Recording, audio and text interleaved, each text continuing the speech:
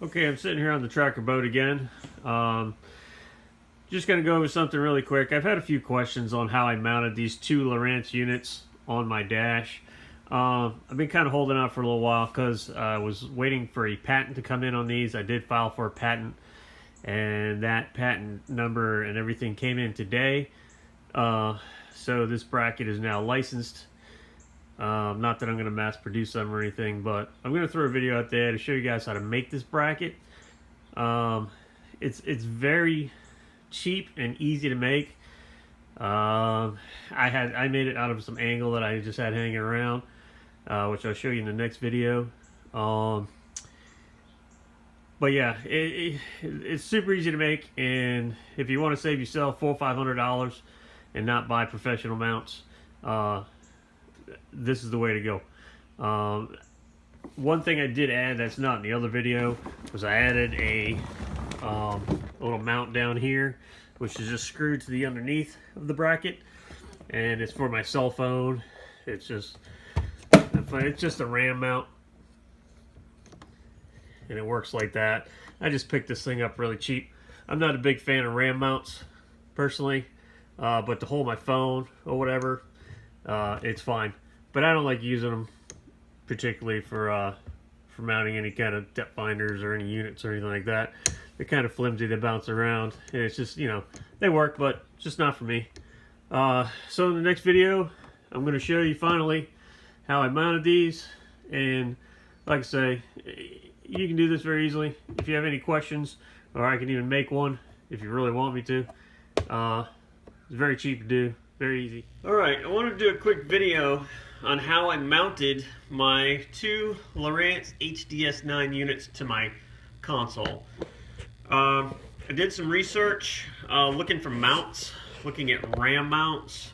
The RAM mounts for these were about $200 each to mount these. So I was looking at $400 to mount two of these HDS9s. That's a little steep for me.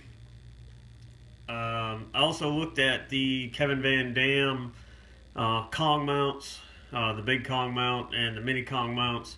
Still, they are all around $400 to mount these things.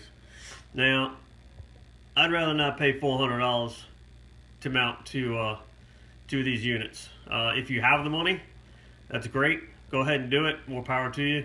But I try to find a way to save a dime when I can.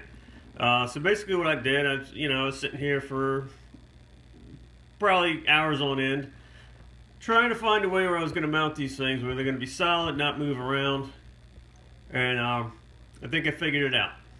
I had an old piece from another project I did of 2" by 2" steel angle. It was an 1/8 inch thick by 2 inches wide. It's just a piece of angle. And what I did was, I don't know if you can see it, but it's right here. This is the top. I didn't do anything to the top. The top is all still 2 inches. But what I did do is I cut out a section here, and this part is actually bolted to my console. And of course, right here I had gauges. So where the steel went across here, across the gauges, I cut this at a 45-degree angle, and I cut it out here to this side, and it sits on here, and then it bolts. There's a bolt right there. And obviously, just to get rid of some more material, I went up 45 degrees here and cut that out.